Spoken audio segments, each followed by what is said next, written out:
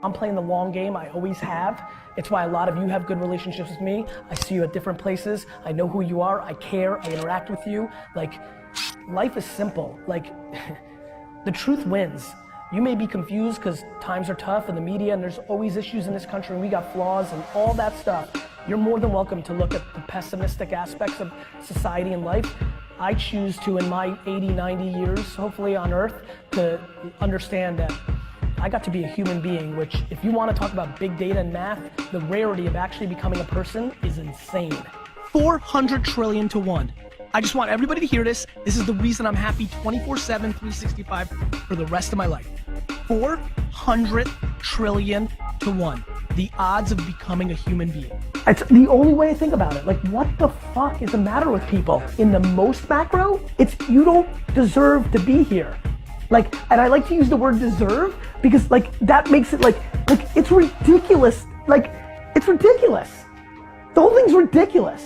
Yeah, I'm gonna struggle to the day I die of allowing yourself to look at glass half empty.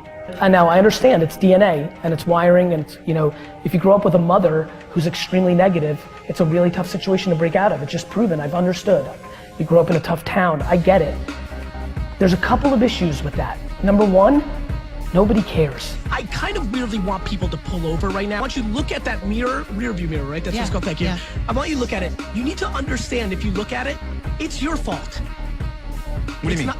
Everything in life is on you. That's the big punchline. Like, everybody's got stuff. The problem is nobody cares.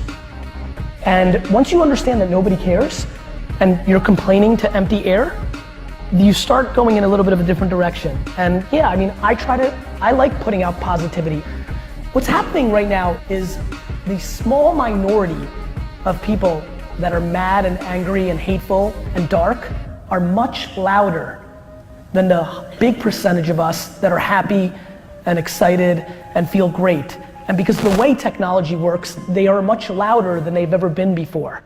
And so I feel like as somebody who's got full of bright light and happiness, that I need to start getting louder about that as well, because that's the only way we're gonna combat it.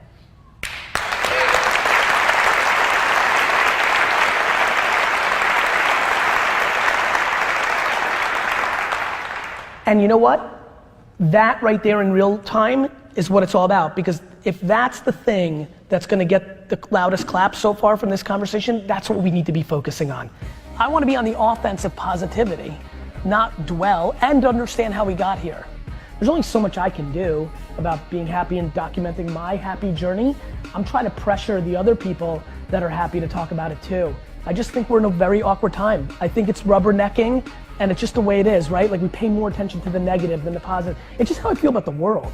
Like, I think human beings are the most underrated thing of all time. When I think about our capabilities to eliminate each other, I'm being serious. I know it's kind of a weird place to go, but like, the fact that we're still here, we are hardwired in a way that allows us to protect each other in a net game. Negativity is a lot easier to sell. That's why it's working. Like, what I do for a living is much harder.